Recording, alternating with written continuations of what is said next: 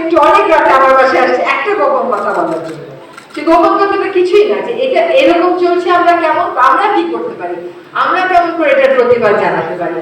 তো আমার কাছে ওই সময়ে দেশটাকে আসলে দেশ মনে হয় নাই, আমার কাছে ওই সময় দেশটাকে না জেলখানাই মনে হতো।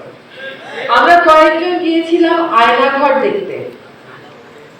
বিদেশে কিন্তু এরকম আয়নাঘর গুলোকে আপনি সাউথ আফ্রিকাতে গেলে দেখবেন, এমনকি আমেরিকাতেও আছে। এই আয়নাঘর গুলোকে এক ধরনের জাদুঘর করে ফেলে, যাতে করে অত্যাচারী শাসকেরা কি করে অত্যাচার করত প্রজন্ম থেকে প্রজন্ম মানুষ এটা দেখতে পারে এবং তখন বুঝতে পারে যে অত্যাচারী শাসকদের আসলে কি পরিণতি হয়। এই আয়নাঘর গুলো তো আমাদের সেই নিষ্ঠুরতা, নিষ্ঠুর ইতিহাসের একটা অংশ। আজকে যখন এখানে বসে আয়নাঘরে থাকা অনেকের বর্ণনা শুনেছি, আজকে যখন এইখানে বসে জেলে থাকা মানুষদের বর্ণনা শুনলাম, আমার কাছে